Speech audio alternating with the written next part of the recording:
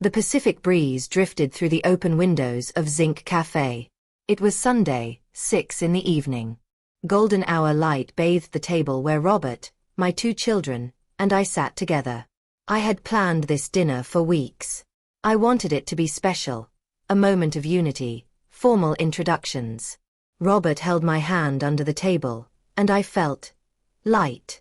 That's when Daniel, my 36-year-old son, dropped his fork on the plate. "Mom," he said, and his voice cut through the air like breaking glass. "Do you really think this is appropriate?" I felt heat rise to my face. "Daniel, we've already talked about." "No, Mom," he interrupted. "We haven't talked. You decided. You just brought this man into our family as if Dad never existed." The entire restaurant seemed to have gone silent.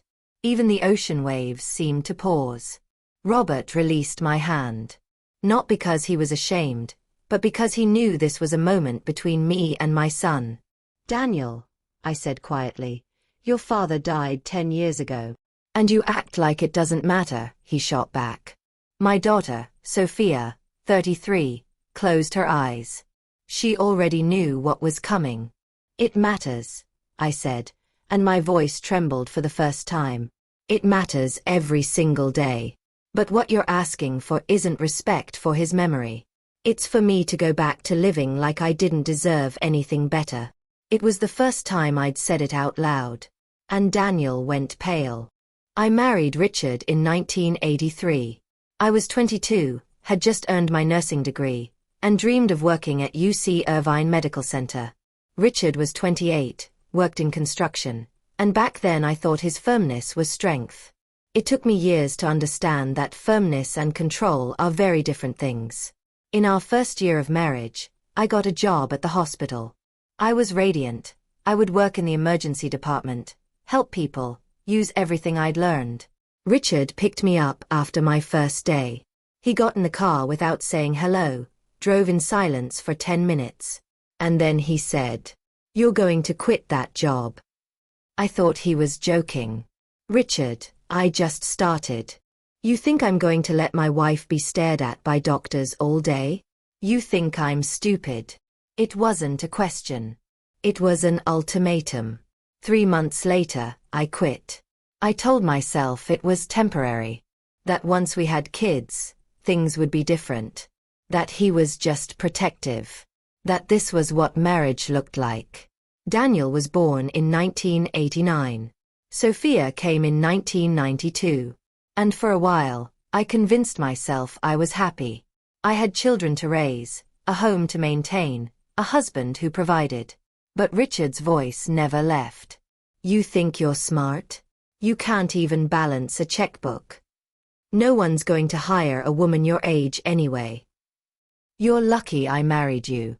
No one else would have." And the worst part? I started to believe him. The children grew up watching this.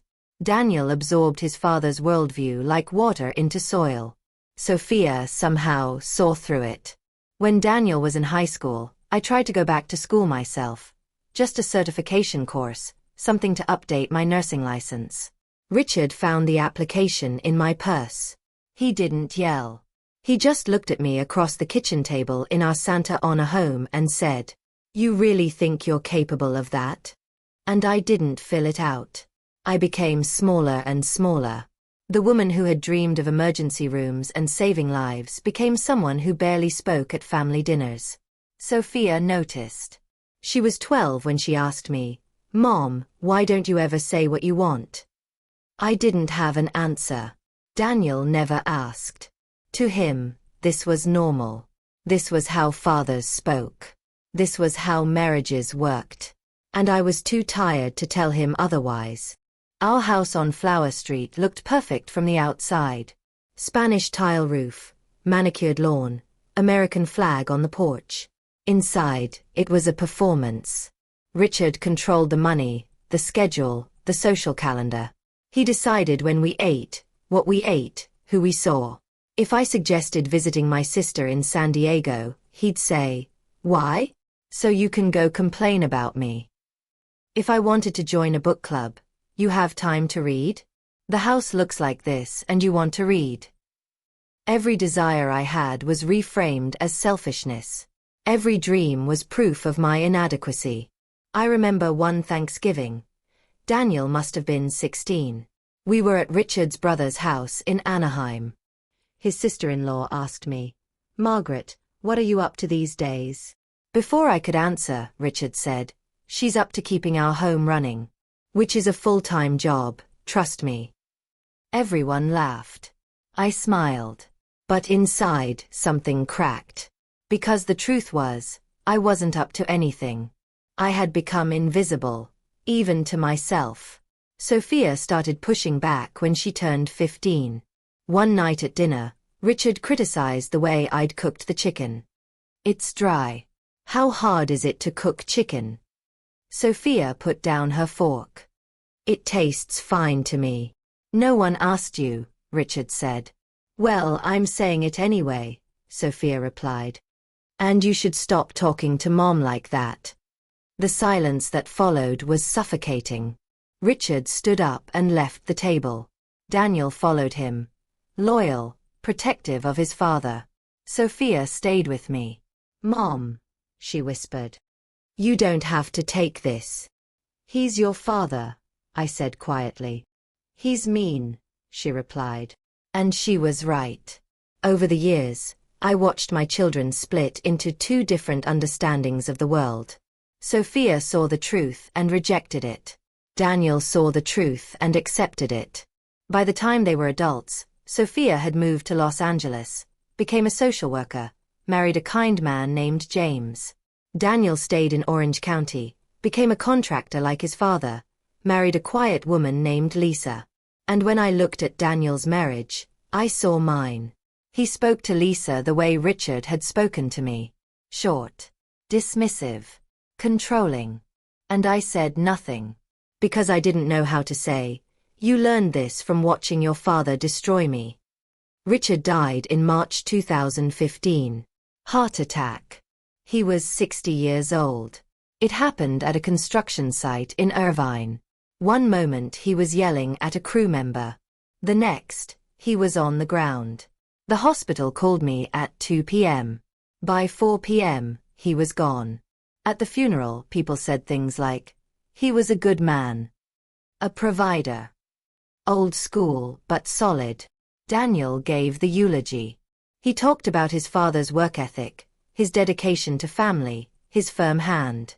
Sophia sat next to me and squeezed my hand so hard it hurt. And I sat there, in a black dress I'd bought at Macy's the day before, and felt nothing. No grief. No relief. Just nothing. The first week after he died, I walked through the house like a ghost. I cooked meals no one ate. I cleaned rooms that didn't need cleaning. I existed, but I didn't live. Daniel came by every day. He'd check on me, handle paperwork, make decisions. And in those moments, I realized he was becoming his father. And I was still playing the same role. It was Sophia who pulled me out. 2 months after the funeral, she drove down from Los Angeles and found me sitting in the dark living room at 3 p.m. "Mom," she said gently. "When was the last time you left the house?" I couldn't remember. "Get dressed," she said. "We're going to the beach." We drove to Crystal Cove, walked barefoot on the sand, sat and watched the sunset. And for the first time in 32 years, I cried. Not for Richard, but for myself. For the woman I'd been at 22. For the dreams I'd buried. For the voice I'd lost.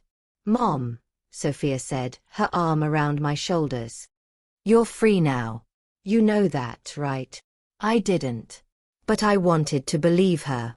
6 months after Richard died, something shifted. I was at the grocery store, Pavilions in Newport Beach, and I saw a flyer on the community board. Certified Nursing Assistant Refresher Course, UC Irvine Extension. I stood there in the produce section, holding a bag of apples, staring at that flyer. And I thought, why not? The course started in January 2016. I was 55 years old, sitting in a classroom with people half my age. The first day, the instructor asked us to introduce ourselves. When it was my turn, I said, "My name is Margaret. I was a nurse 30 years ago. I'm here because I want to remember who I was." A young woman next to me smiled. "That's beautiful," she said. And I realized, no one here knew me as Richard's wife. No one knew me as the quiet one. They just knew me as Margaret. I passed the course, got my certification updated, and in March 2016, exactly 1 year after Richard died, I got a job. Not at a hospital.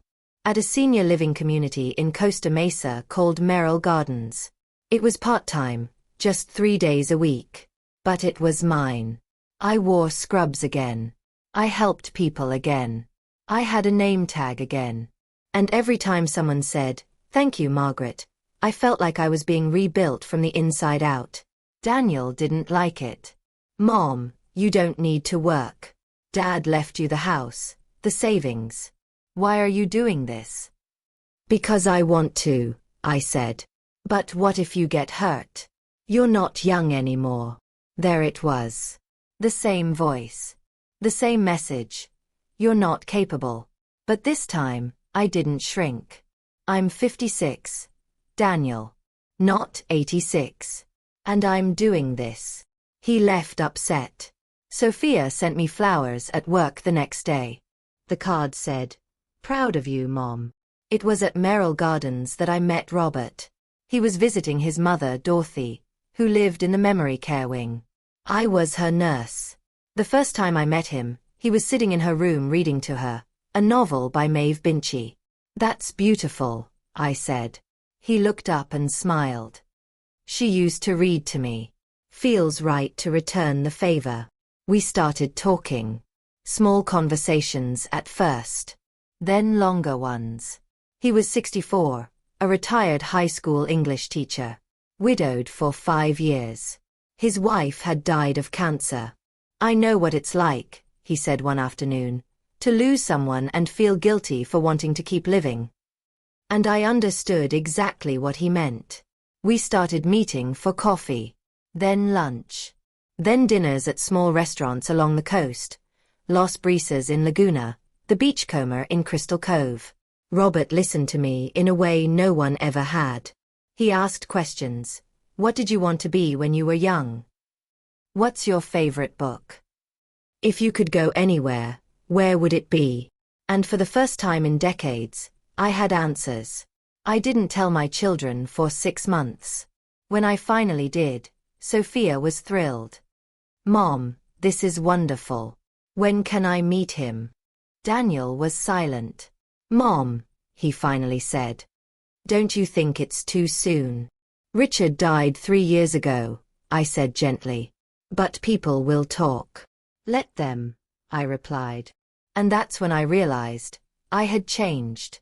And Daniel couldn't accept it. In July 2018, I got promoted. Merrill Gardens offered me a full-time position as the lead nurse coordinator. More responsibility. Better pay. My own office. I said yes immediately. I invited both kids to dinner to celebrate, at my favorite place, Fig and Olive in Newport Beach. Sophia arrived with flowers and champagne. Daniel arrived 20 minutes late. "Sorry," he said. "Traffic." But I could see it in his face. He didn't want to be there. Throughout dinner, Sophia asked about my new role, my patients, my plans. Daniel barely spoke. Finally, as we were leaving, he said, "Mom, are you sure you can handle this? Full-time at your age." I stopped walking. "I'm 57, Daniel. Not 77. I'm just saying, Dad always said." "Your father is dead," I said, and my voice was sharper than I intended. Daniel looked at me like I'd slapped him. Sophia put her arm through mine and guided me to the car. 2 weeks later, I found out what Daniel had done. My supervisor at Merrill Gardens called me into her office. "Margaret," she said carefully, "I received a call yesterday from someone claiming to be concerned about your health and your ability to handle the new position. My stomach dropped. Who? I asked. He said he was your son. I drove straight to Daniel's house in Tustin. He was in the garage when I arrived, working on his truck. Did you call my workplace? I asked. He didn't look up. I was worried about you. You tried to sabotage my promotion. I didn't sabotage anything. I just expressed concern. You told them I couldn't handle the job. Finally, he looked at me. Maybe you can't. And there it was. The same sentence Richard had said 100 times. Get out of my way, Daniel, I said quietly. What? You don't get to do this. You don't get to control my life the way your father did. Dad cared about you.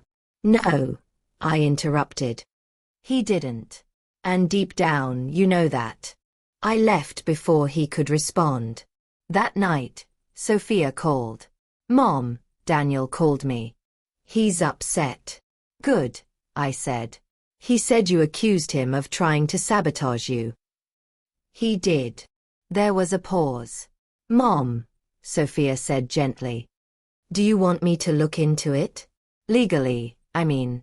If he called your employer with false information. No, I said. Not yet. I just want him to stop. But he didn't. Over the next year, Daniel's behavior escalated. When I introduced Robert to the family officially, Daniel refused to shake his hand. When Robert and I went on a weekend trip to San Luis Obispo, Daniel called me 6 times asking when I'd be back. When I posted a photo of Robert and me at Balboa Island on Facebook, Daniel left a comment. Some people move on too fast. Sophia deleted it and called him. I don't know what she said, but Daniel didn't comment again. By early 2019, Robert and I had been together for 2 years. We talked about moving in together. Maybe getting a small condo in Corona del Marche. I was happier than I'd been in decades. But Daniel's resentment was a shadow I couldn't escape. And then came the dinner at Zinc Cafe. The one that changed everything. After the disaster at Zinc Cafe, I didn't hear from Daniel for 2 weeks. Sophia called me every day. Mom, are you okay? I don't know, I said honestly. Robert held me through the worst of it. He never pushed, never asked me to choose. He just stayed. Then, 3 weeks after the dinner, something strange happened. I got a call from my bank, Chase in Newport Beach. Mrs. Whitmore, the representative said, we wanted to confirm. Did you authorize someone to access your account information? My blood went cold. No, I said. Who tried? A man claiming to be your son. He said he was worried about fraudulent activity and wanted to review your statements. And did you give him access? No, ma'am. We always verify with the account holder first. I thanked her and hung up. My hands were shaking. I called Sophia immediately. He tried to access my bank account, I said. Silence. What? She finally said. Daniel. He told the bank he was worried about fraud. Sophia. He was checking to see if I was giving Robert money. Jesus, Sophia whispered. Mom, that's not just overprotective. That's controlling. I know. What are you going to do? I don't know yet. 2 days later, I received an email. It was from Lisa, Daniel's wife. The subject line said, I'm sorry. I almost didn't open it. But something made me click. The email said, Margaret, I need to tell you something, and I don't know how to say it gently. Daniel has been calling Robert's former employer. He's been asking questions about Robert's retirement, his finances, his background. He told them he was doing a family background check. I told him to stop. We've been fighting about it for weeks. I don't agree with what he's doing. But I thought you should know. I'm sorry. Lisa. I sat at my kitchen table and read that email 5 times. Then I forwarded it to Sophia. She called me within minutes. Mom, she said, her voice tight with anger. This is harassment. You understand that, right? He's my son, I said weakly. And he's treating you the way Dad did. You see that, don't you? I did. But saying it out loud felt like betrayal. What if I'm wrong? I said. What if he really is just worried? Mom, Sophia said firmly. Worried people don't call banks.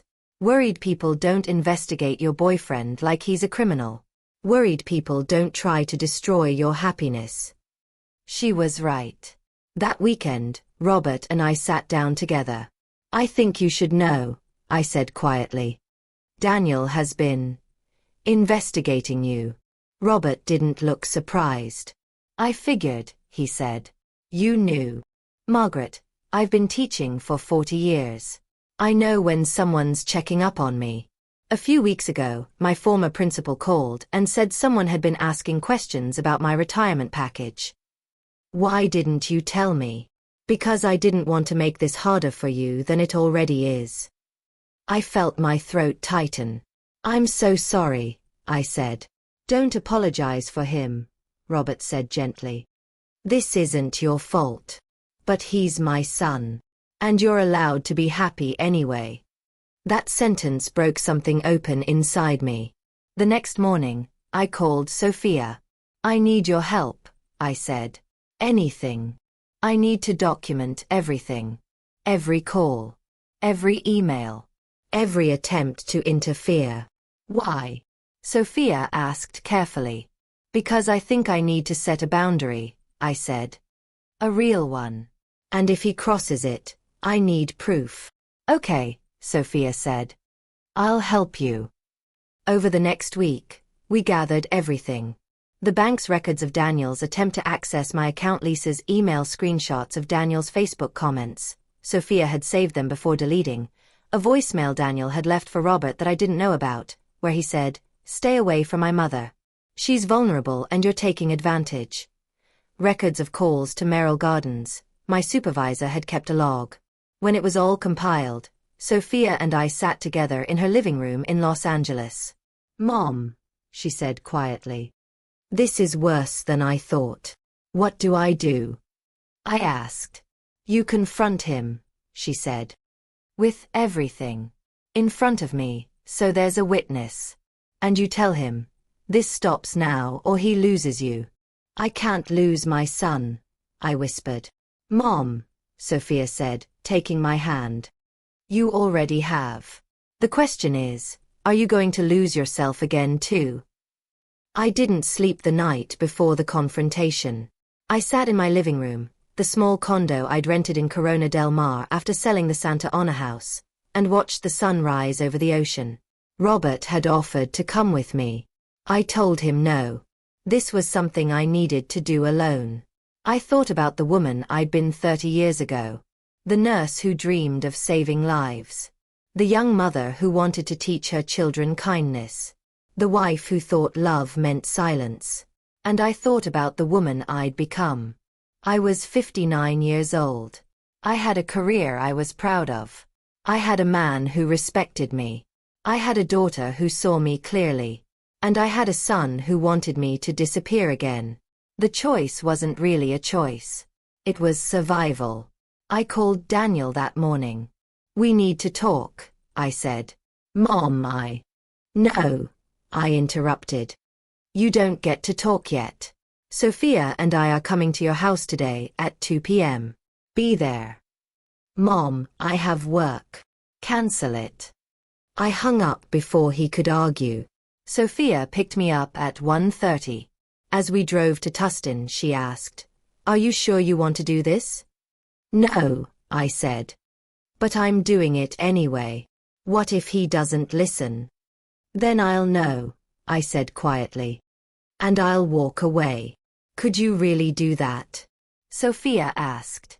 I looked at her. My daughter, my ally, my mirror. If staying means losing myself again, I said, then yes, I can. Daniel's house looked exactly like the house I'd lived in with Richard. Same layout. Same beige walls. Same feeling of control hiding beneath suburban normalcy. Lisa opened the door. "I'm glad you're doing this," she whispered. Daniel was in the living room, arms crossed. "Mom," he started. "I don't know what Sophia has been telling you." "Stop," I said. I sat down on the couch. Sophia sat next to me. Daniel remained standing, a power move I recognized from 30 years of marriage. "Sit down, Daniel," I said. "I don't need to." "Sit down." He sat. I pulled out a folder. Inside were printouts of everything we'd gathered. "I'm going to show you something," I said calmly. "And then you're going to listen. And then you're going to make a choice." "Mom, I don't know what you think." "You called my bank," I said, "and lied about fraud to try to access my account." Daniel's face went pale. "I was worried." "You called Robert's former employer," I continued, "and pretended to be doing a background check. He could be." "You called my workplace," I said, my voice steady, "and told them I wasn't capable of doing my job." "That's not." "Daniel." I placed the folder on the coffee table between us. "It's all here. Every call. Every lie. Every attempt to control my life." Sophia added quietly, "You've been treating Mom the way Dad treated her. And you know it." The room fell silent. Daniel stared at the folder like it might explode. "I was protecting you," he finally said. "From what?" I asked. "From making a mistake. From being taken advantage of. From being happy," I finished. He looked up at me, and for the first time, I saw it. He looked exactly like Richard. The same hard jaw. The same eyes that believed love meant control. "Daniel," I said softly, "do you remember what your father used to say to me?" He didn't answer. He used to say I wasn't smart enough. Wasn't capable enough. Wasn't worth anything without him. "Dad cared about you." "No," I interrupted. "He didn't. And for 30 years, I believed him. I let him make me small. I let him take my voice, my dreams, my sense of self. And I stayed silent because I thought that's what good wives did." My voice cracked. "And then he died. And I finally started to live. And you." I looked directly at my son. "You've been trying to put me back in that cage." Daniel's hands were shaking. "I just don't want you to get hurt," he said. "By who?" I asked. "By Robert. By happiness. By having a career. By making the wrong choice." "The wrong choice," I said slowly, "would be listening to you." Sophia handed me a tissue. I hadn't realized I was crying. "Daniel," I said, my voice stronger now, "I need you to hear this. Your father was not a good man. He was controlling, cruel, and he broke me piece by piece for 32 years. And I loved him anyway, because I didn't know I deserved better." "Mom." "But I know now," I continued. "And Robert isn't your father. He's kind. He listens. He treats me like I matter. And if you can't accept that, then you're choosing to see me the way your father did, as someone who needs to be controlled." "That's not fair," Daniel said, his voice tight.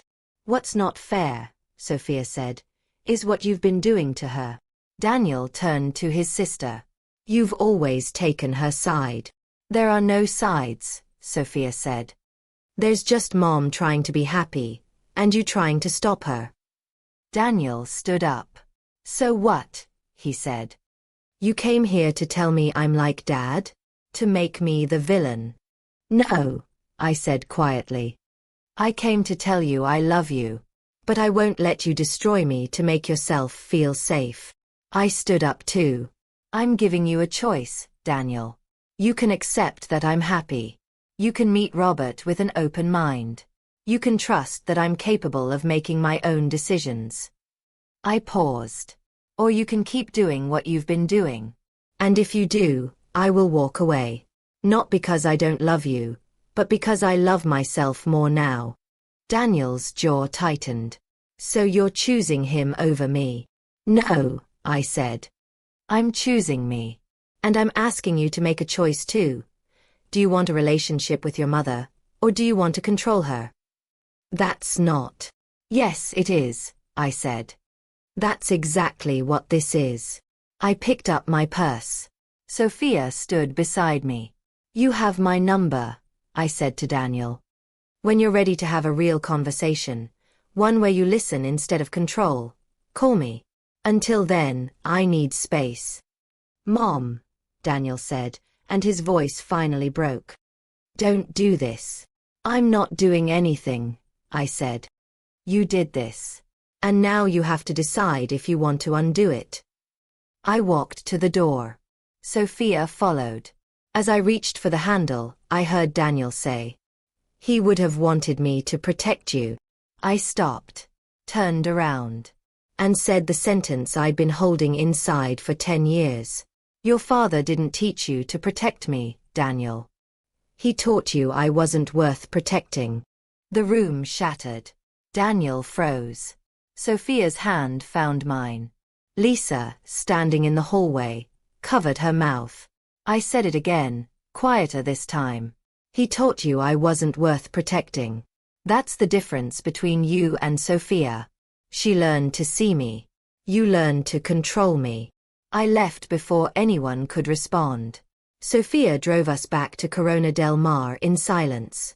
When we pulled up to my condo, she finally said, "Mom, that was the bravest thing I've ever seen." It didn't feel brave, I said. It felt necessary. Daniel didn't call that night, or the next day, or the day after that. I didn't call him either. For the first week, I felt guilty. Like I'd abandoned him. Like I'd failed as a mother. But Sophia came over every evening after work. And Robert held me when the guilt became too heavy. You didn't fail him, Robert said one night as we sat on my balcony watching the sunset. You set a boundary. That's different. What if he never comes around? I asked. Then he doesn't, Robert said gently. And that will hurt. But you'll survive it. Because you already survived worse. 2 weeks later, I received a letter in the mail. It was from Lisa. Dear Margaret, Daniel hasn't been the same since you left. He's not angry, he's quiet. Thinking. I don't know if he'll apologize. His pride runs deep. But I want you to know, what you said changed something in him. And in me. I've started going to therapy. I told Daniel I need him to come with me. He said yes. I don't know what will happen. But I wanted you to know you weren't wrong. Thank you for showing me I don't have to accept this either. Love. Lisa. I cried when I read it. Not because Daniel had changed, but because Lisa had. And maybe that was enough. 3 weeks after the confrontation, Sophia called me. Mom, she said. Daniel wants to talk to you. My heart stopped. What did he say? Not much. But he asked if you'd meet him. Just the two of you. At a neutral place. I thought about it for a long time. Tell him yes, I finally said. But only if he's ready to listen. We met at the beach, Corona del Mar State Beach, at sunset. Daniel was already there when I arrived, sitting on the low wall overlooking the water. I sat down next to him. For a long time, neither of us spoke. Finally, Daniel said, I've been seeing a therapist. I looked at him. Lisa made me go, he continued. At first I thought it was stupid. But then, we started talking about Dad. About you. About me. He paused. I didn't realize how much I sound like him. Daniel, I said quietly. Your father wasn't all bad. He worked hard. He provided. But he was also cruel. And I stayed too long. I know, Daniel said. And I'm sorry I made you feel like you had to stay small to keep me comfortable. My throat tightened. I'm trying, Mom, he said. I don't know if I'll ever be okay with all of this. But I don't want to lose you. You won't lose me, I said. But you have to let me be who I am now, not who I was when your father was alive. Daniel nodded slowly. Can I meet him? He asked. Robert. For real this time? Yes, I said. We sat together and watched the waves. After a while, Daniel said, do you think Dad loved us? I think he loved you the only way he knew how, I said. But that doesn't mean it was healthy. All right. Daniel was quiet. I don't want to be like him, he finally said. Then don't, I replied simply. You get to choose differently. When I got home that night, Robert was waiting. How did it go? He asked. I don't know yet, I said honestly. But it was a start. He pulled me close. I'm proud of you, he said. For what? For not giving up on yourself. Today, I'm 62 years old. I work full-time at Merrill Gardens. I live with Robert in a small house in Corona del Marche. Sophia visits every Sunday. Daniel calls once a week, and we're learning, slowly, to talk to each other again. I still think about Richard sometimes. Not with anger, but with sadness for the woman I was, and the man he could have been. And I think about the years I lost believing I wasn't worth anything. But mostly, I think about the years I gained when I finally believed I was. If this story touched something in you, if you've ever been told you weren't enough, if you've ever stayed silent to keep peace, if you've ever rebuilt yourself after someone tried to break you, I want you to know, you're not alone. And it's never too late to choose yourself. Tell me in the comments, where are you watching from? And what part of this story felt like your own? Subscribe for more truths like this one. Because your story matters too.